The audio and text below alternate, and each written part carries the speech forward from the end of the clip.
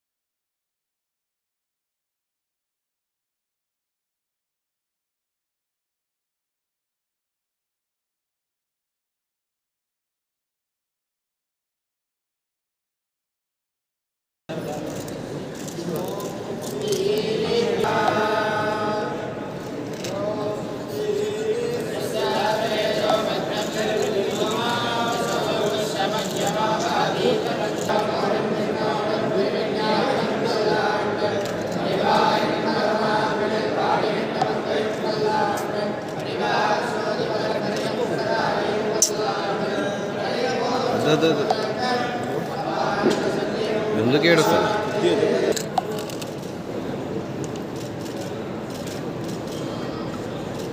Is one. Despite we speak lot of languages, lot of caste, lot of religion, but still we are one. That is because of the spiritualism preached by our elders. And I am today very, very glad after taking the oath. I have come to this ancient temple.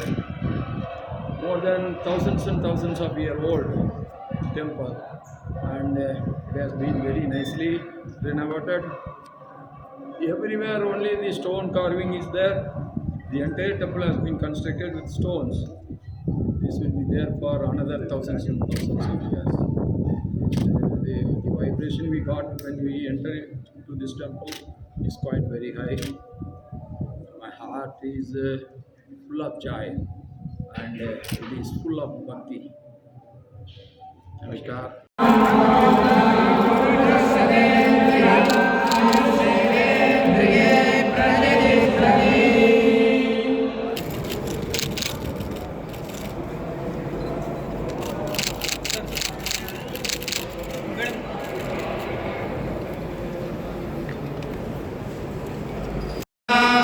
समानानामुत्तमश्लोको वस्तु पश्यति पुत्रं पश्यति पौत्रं प्रप्रजया पशुभिर्मिथुनैर्जायते यस्यैवं विदुषेण एवं वेद।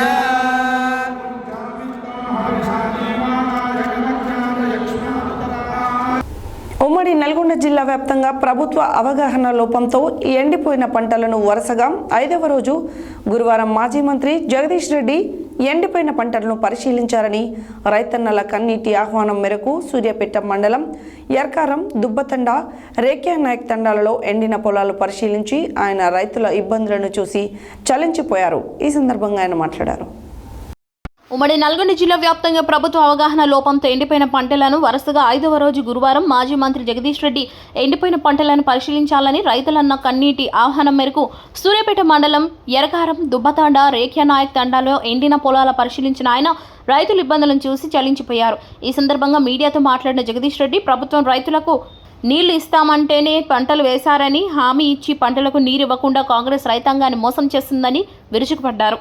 ప్రభుత్వాన్ని నమ్మి ఒక రైతు 25 నుండి 30 వేల పెట్టుబడి పెట్టి ఆగమయ్యారని అన్నారు. ప్రభుత్వం అవగాహన రహితం వలన రైతులు రోడ్డున పడ్డారని పేర్కొన్నారు. మా ప్రభుత్వం హయాంలోనే మొన్నటి వరకు జాలులు వారిన పంట పొలాలు నేడు మోడు వారడానికి కారణం 100% ప్రభుత్వ నిర్లక్ష్యమే అన్నారు. పోరాడి సాధించిన తెలంగాణలో కేసీఆర్ రైతాంగాన్ని సస్యశ్యామలం చేస్తే 3 నెలల్లోనే కాంగ్రెస్ ప్రభుత్వం ఆగం చేసిందన్నారు. కాళేశ్వరం నీళ్లు ఎండిపోవడానికి 3 పిల్లర్ల కుంగబాటికి సంబంధం లేనప్పటికీ గత ప్రభుత్వాన్ని అబాసుపాలు చేసే రైతాంగానికి నీళ్లు ఇవ్వడం లేదన్నారు. రైతు బంధు రాలేదని ప్రశ్నించిన రైతును మంత్రి చెప్పు తీసుకుని కొడతానడం దుర్మార్గమన్నారు. మా ప్రభుత్వ హయాంలో రైతు తప్పిదం వల్ల ఒక మడి ఎండిపోతేనే నానా హంగామా చేసిన డిప్యూటీ సీఎం విక్రమార్క ఇప్పుడు ఏం సమాధానం చెబుతారని ప్రశ్నించారు. రాష్ట్ర వ్యాప్తంగా పంట పొలాలు ఎండిపోతున్నప్పటికీ మంత్రులు కనీస సమీక్ష చేయకపోవడం రైతుల పట్ల ప్రభుత్వానికి ఉన్న ముసలి కన్నీలకు నిదర్శనమన్నారు. సూర్యాపేట పట్టణంలోని శ్రీ చైతన్య స్కూల్లోని 10వ తరగతి పరీక్షా కేంద్రాన్ని గురువారం జిల్లా కలెక్టర్ ఎస్ వెంకట్రావు ఆకస్మికంగా తనిఖీ చేశారు. అక్కడ విద్యార్థులకు ఏర్పాటు చేసిన వసతులను పరిశీలించి 3వ అంతస్తులో పరీక్షా కేంద్రాన్ని పరిశీలించారు. 3వ అంతస్తులో పరీక్షా కేంద్రాలను పెట్టడం వల్ల కలెక్టర్ ఆగ్రహం వ్యక్తం చేశారు.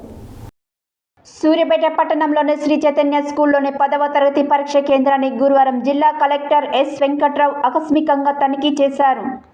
అక్కడ విద్యార్థులకు ఏర్పాటు చేసిన వసతులను పరిశీలించి 3వ అంతస్తులో పరీక్ష కేంద్రాన్ని పరిశీలించారు.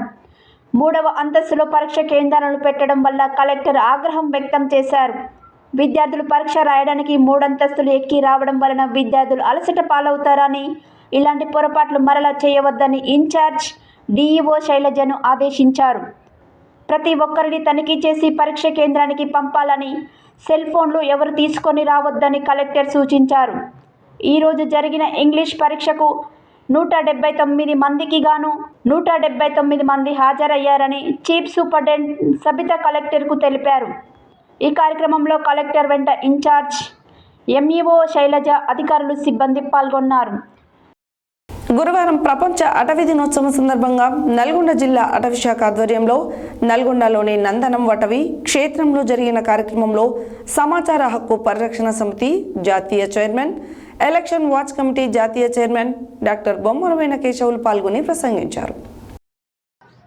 గురువారం ప్రపంచ అటవీ దినోత్సవ సందర్భంగా నల్గొండ జిల్లా అటవీ శాఖ ఆధ్వర్యంలో నల్గొండలోని నందనం అటవీ కేంద్రంలో జరిగిన కార్యక్రమంలో సమాచార హక్కు పరిరక్షణ సమితి జాతీయ చైర్మన్, ఎలక్షన్ వాచ్ కమిటీ జాతీయ చైర్మన్ డాక్టర్ బొమ్మరవైన కేశవులు పాల్గొని మాట్లాడుతూ ప్రతి ఒక్కరూ మొక్కలు పెంచాలని సూచించారు. పర్యావరణ పరిరక్షణకు చెట్లను పెంచాలని కోరారు. వన్యప్రాణులకు సంరక్షిస్తూ అడవులను కాపాడుతున్న ప్రతి ఒక్కరికి అటవీ దినోత్సవ సందర్భంగా శుభాకాంక్షలు తెలిపారు. పెరుగుతున్న జనాభాకు అనుగుణంగా అడవులను పెంచుకోవాల్సిన అవసరం ఉందని అన్నారు. ఈ కార్యక్రమంలో అటవీ శాఖ Nalgonda deputy range officer Shekhar Reddy తదితరులు పాల్గొన్నారు.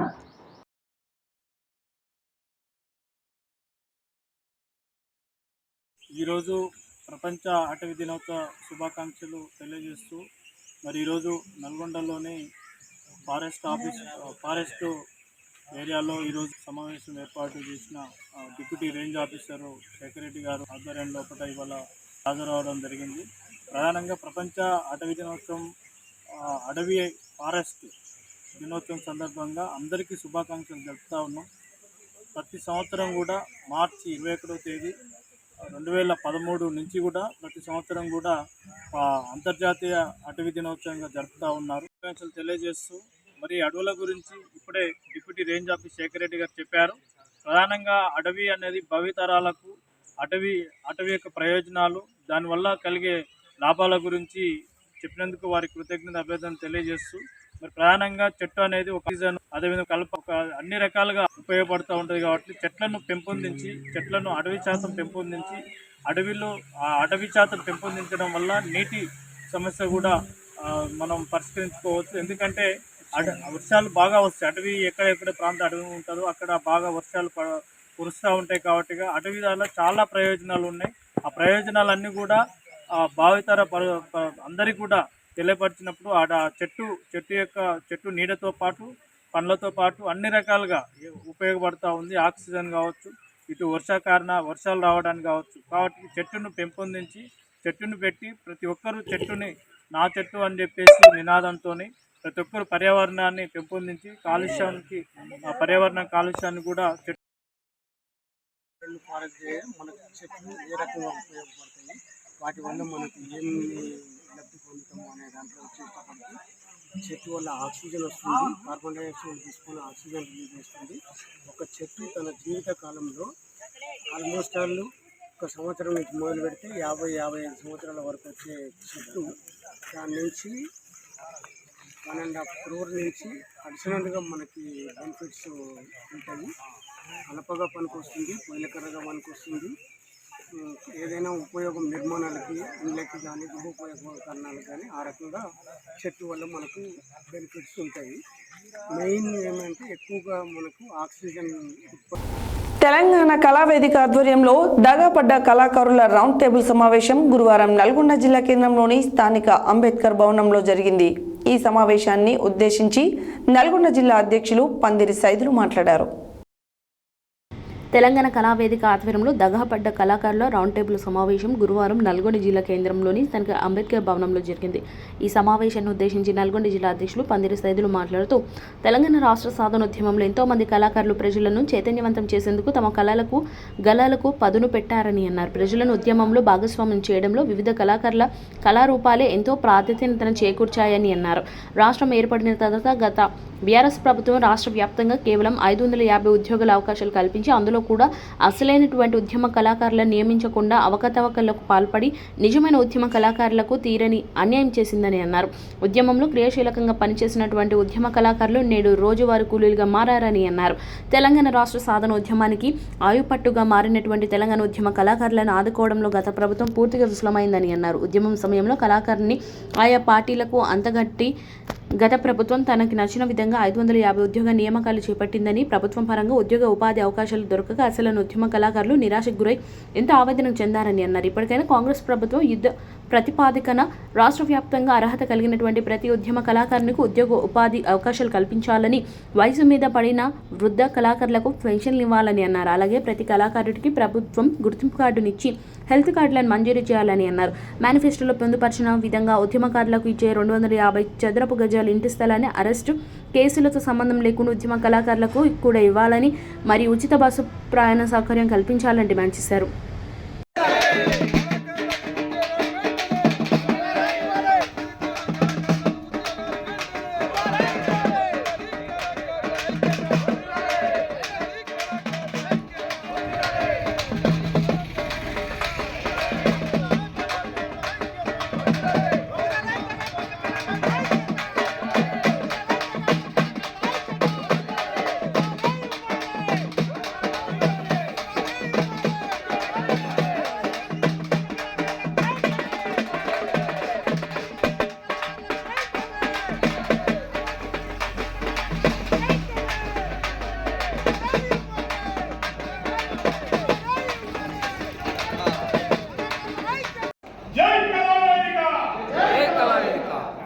చేసుకున్న ముఖ్య సమావేశం ఉద్దేశం ఏమిటంటే, ఇప్పుడు మనకంటే సీనియర్ సరైన చాలా అద్భుతంగా మాట్లాడారు. నా మనసులో ఉన్నదన్న డైరెక్ట్ చెప్పేసి నేను కొత్తగా చెప్పాలంటే నేను వేరే చెప్పాలనుకుంటున్నా.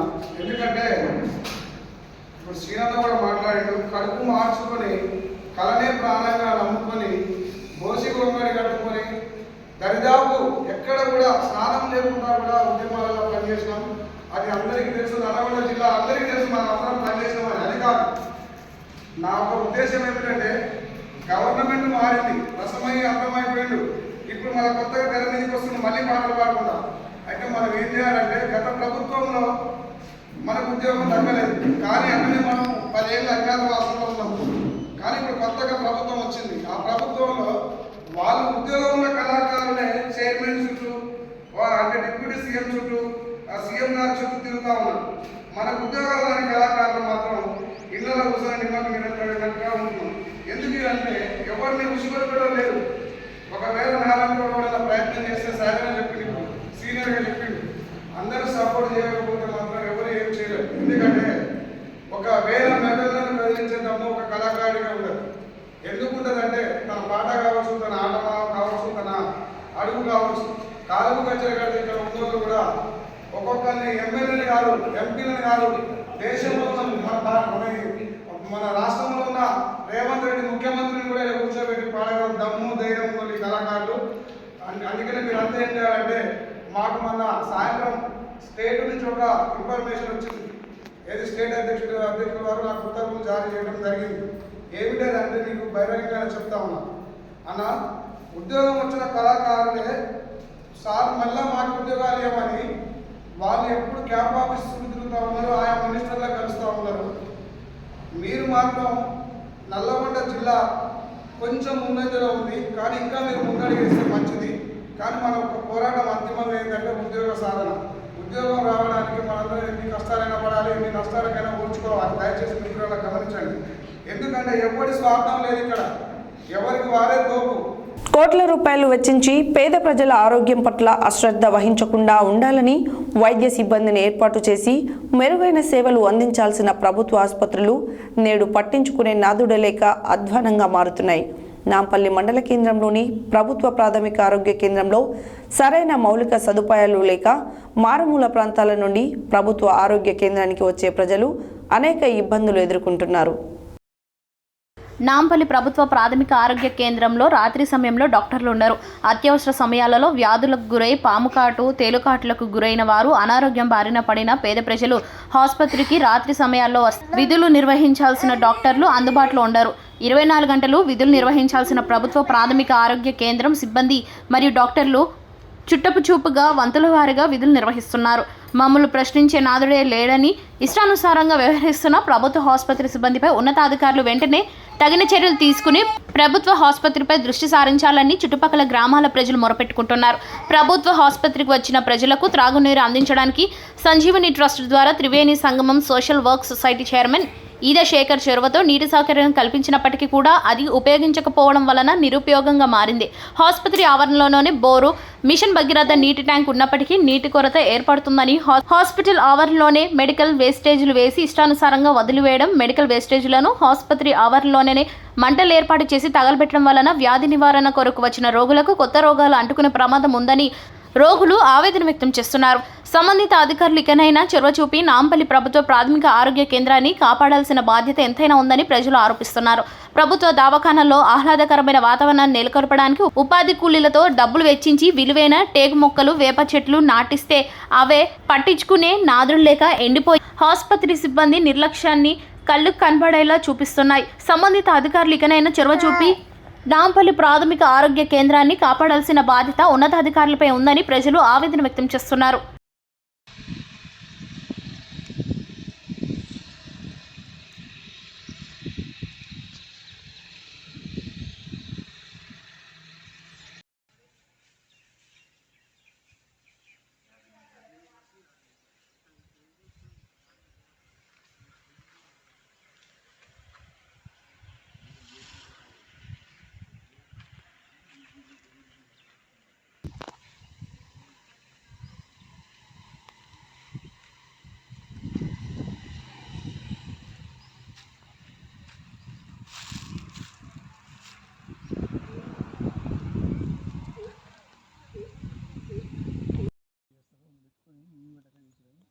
జీతం కాబట్టి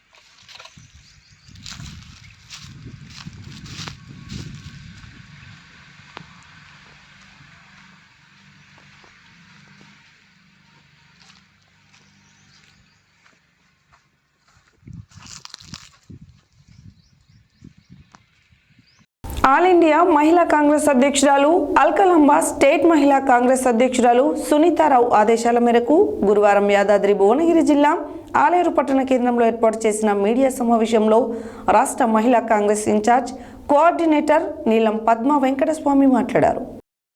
ఆల్ ఇండియా మహిళా కాంగ్రెస్ అధ్యక్షురాలు అల్కలాంబ స్టేట్ మహిళా కాంగ్రెస్ అధ్యక్షురాలు సునీతారావు ఆదేశాల మేరకు గురువారం యాదాద్రి భువనగిరి జిల్లా ఆలేరు పట్టణ కేంద్రంలో ఏర్పాటు చేసిన మీడియా సమావేశంలో రాష్ట్ర మహిళా కాంగ్రెస్ ఇన్ఛార్జ్ కోఆర్డినేటర్ నీల పద్మ వెంకటస్వామి మాట్లాడుతూ భారత జాతీయ కాంగ్రెస్ పార్టీని ఆర్థికంగా కుంగదీయడానికి ప్రధానమంత్రి నరేంద్ర మోడీ ఒక కుట్ర చేస్తున్నారని ఆరోపించారు. ప్రజల నుంచి వచ్చిన విరాళాలను స్తంభింపజేస్తుంది, మా ఖాతాల్లోని డబ్బులను బలవంతంగా బీజేపీ ప్రభుత్వం లాక్కుంటుందని, పార్లమెంట్ ఎన్నికలకు కొద్ది రోజుల ముందు డబ్బు బీజేపీ ప్రభుత్వానికి దమ్ము ఉంటే ఎన్నికలలో నిలబడి మీ సత్తా చూపించండి, కానీ ఇలాంటి చిల్లర వ్యవహారం చేయకూడదని మోడీ బీజేపీ ప్రభుత్వాన్ని హెచ్చరిస్తున్నామని అన్నారు. మా కాంగ్రెస్ పార్టీ మీరు ఎన్ని అరాచకాలు సృష్టించినా మా ఎన్నికల ప్రచారం కొనసాగిస్తామని, ఎక్కువ సీట్లు గెలిచి రాహుల్ గాంధీని ప్రధానమంత్రి చేస్తామని తెలిపారు. ప్రజల నుండి కాంగ్రెస్ పార్టీకి ఎక్కువ స్పందన ఉందని, బీజేపీ నాయకులు ఓర్వలేకపోతున్నారని, ఒకవైపు ఎలక్టోరల్ బ్యాండ్ సమస్య ఉందని, దీన్ని సుప్రీంకోర్టు రాజ్యాంగ విరుద్ధమని ప్రకటించింది.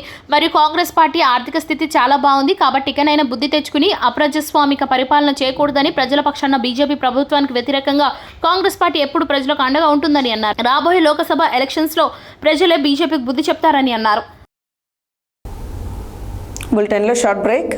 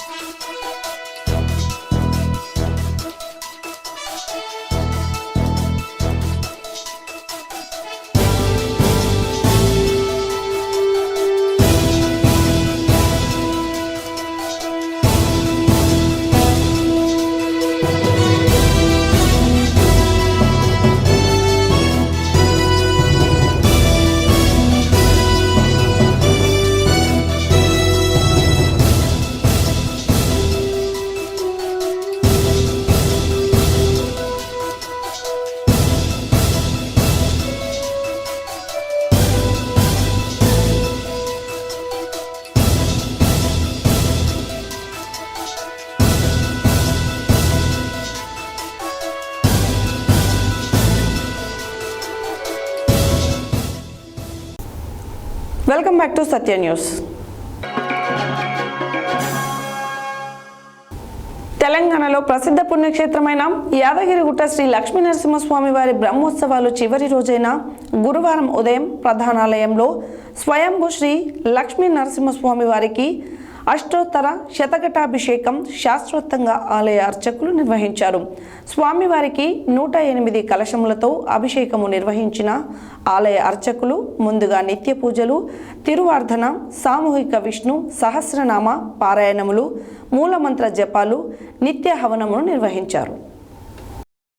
తెలంగాణలో ప్రసిద్ధ పుణ్యక్షేత్రమైన యాదగిరిగుట్ట శ్రీ లక్ష్మీనరసింహస్వామి వారి బ్రహ్మోత్సవాలు స్వస్తివాచనంతో ప్రారంభమై చివరి రోజున గురువారం ఉదయం ప్రధాన ఆలయంలో స్వయంభూ శ్రీ లక్ష్మీనరసింహస్వామి వారికి అష్టోత్తర శతఘటాభిషేకం శాస్త్రోక్తంగా ఆలయ అర్చకులు నిర్వహించారు. స్వామివారికి 108 కలశములతో అభిషేకం నిర్వహించిన ఆలయ అర్చకులు ముందుగా నిత్య పూజలు, తిరువార్ధన, సామూహిక విష్ణు సహస్రనామ పారాయణములు, మూలమంత్ర జపాలు, నిత్య హవనము నిర్వహించారు. అనంతరం పూర్ణాహుతి గావించి శ్రీ లక్ష్మీనరసింహస్వామి వారికి 108 కలశములు, నదీ జలాలతో అభిషేకం చేశారు. స్వామివారి అభిషేక పూజలో భక్తులు అధిక సంఖ్యలో పాల్గొని స్వామివారి అనుగ్రహానికి పాత్రులయ్యారు. రాత్రి స్వామివారికి శృంగార డోలోత్సవం అంగరంగ వైభవంగా జరగనుంది.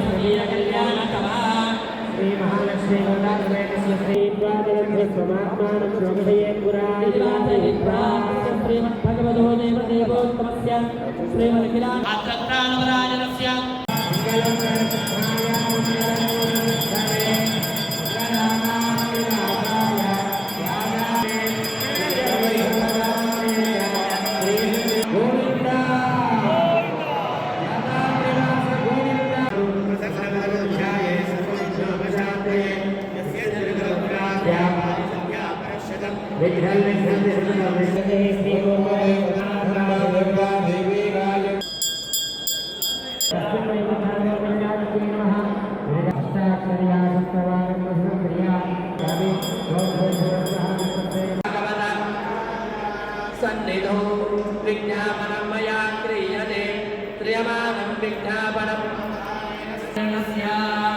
श्रीज्वाला योगानन्दलक्ष्मीनरसिंहस्वामिनः परिपूर्णानुग्रहेण विश्वशान्त्यर्थौ लोककल्याणार्थं श्रीस्वामिनः देव्योश्च श्रमशान्त्यर्थौ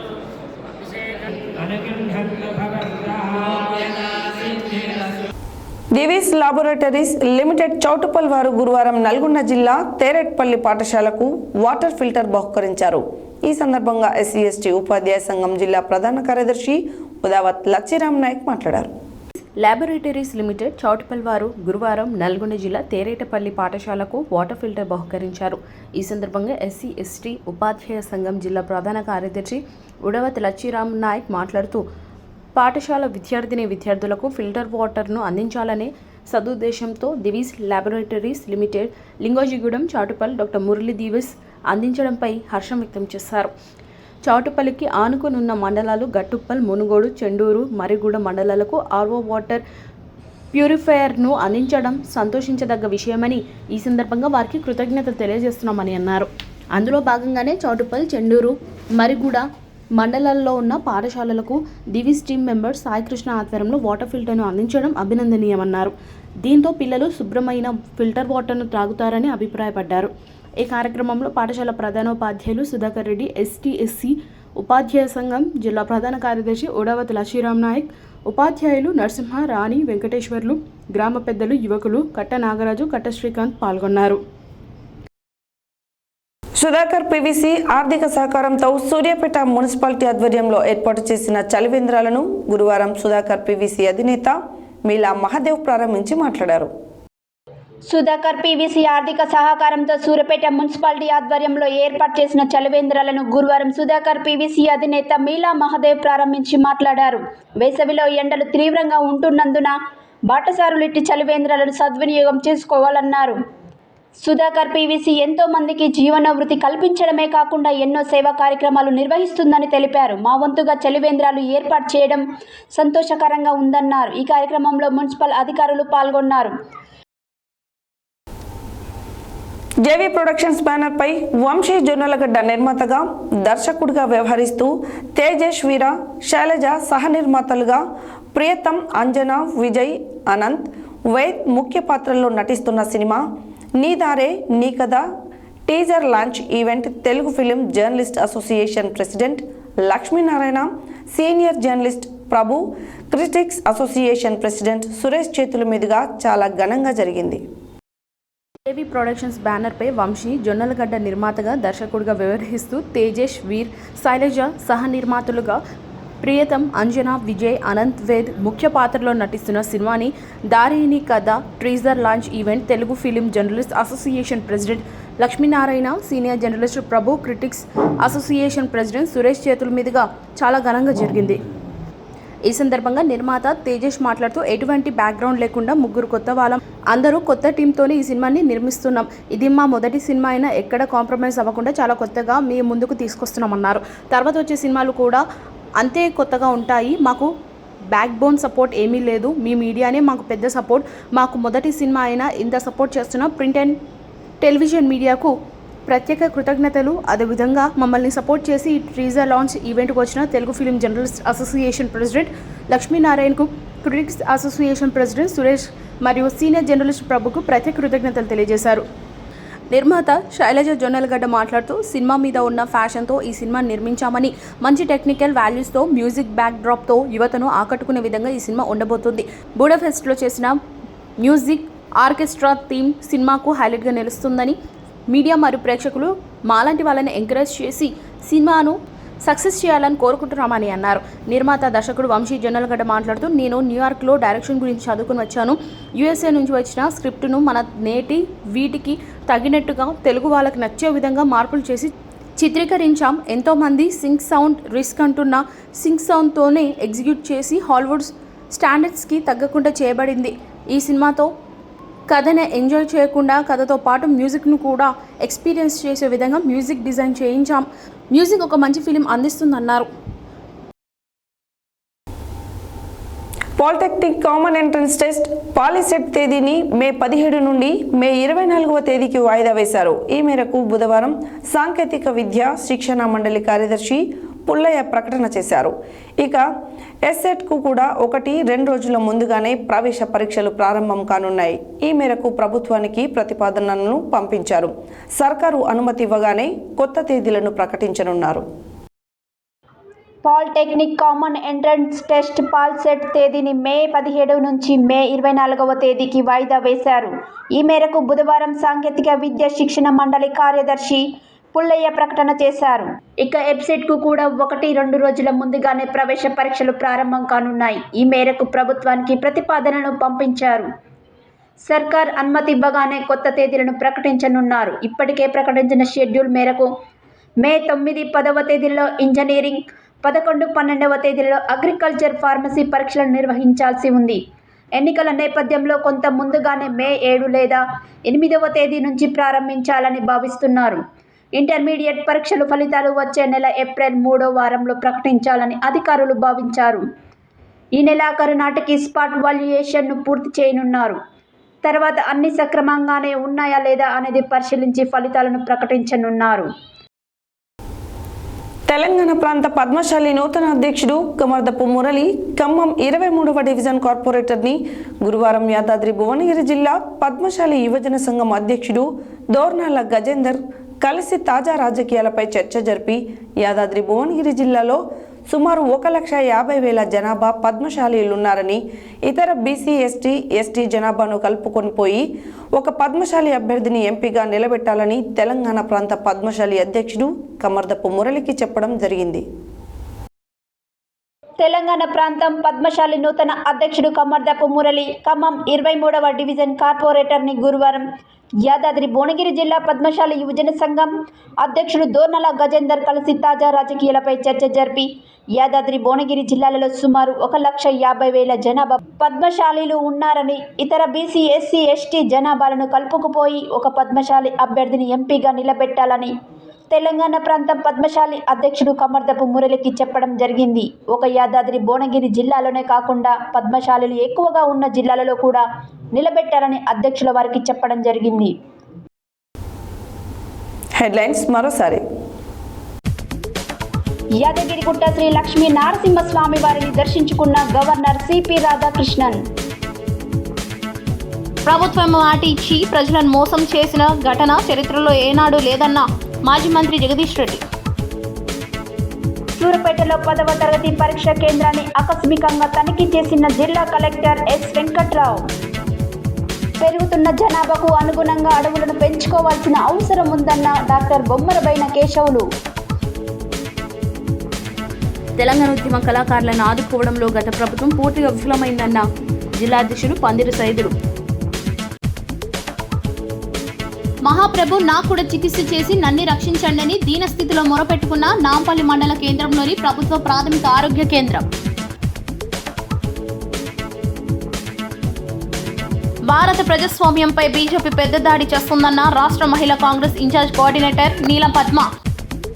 యాదాద్రి లక్ష్మీనరసింహస్వామి వారి బ్రహ్మోత్సవాలలో భాగంగా స్వామివారికి అష్టోత్తర శతఘటాభిషేకం. డిడీస్ ల్యాబొరేటరీస్ లిమిటెడ్ ఆధ్వర్యంలో పాఠశాలకు వాటర్ ఫిల్టర్ బహుకరణ. పట్టణానికి వచ్చే ప్రజలు చలివేంద్రాలను సద్వినియోగం చేసుకోవాలన్న సుధాకర్ పీవీసీ అధినేత మీలా మహాదేవ్. నీ దారే నీ కథ మూవీ టీజర్ ఘనంగా ప్రారంభం. లోక్సభ ఎన్నికల నేపథ్యంలో వివిధ ప్రవేశ పరీక్షల తేదీలలో మార్పులు. ఖమ్మం 23వ డివిజన్ కార్పొరేటర్ని కలిసిన యాదాద్రి భువనగిరి జిల్లా పద్మశాలి యువజన సంఘం అధ్యక్షుడు దోర్నల్ల గజేందర్. ఇవి బులెటిన్ డీటెయిల్స్. మరో బులెటిన్లో మళ్ళీ కలుద్దాం. Stay tune to Satya news. జనం కోసం, జాగృతి కోసం మన ఛానల్ సత్య న్యూస్ ఛానల్.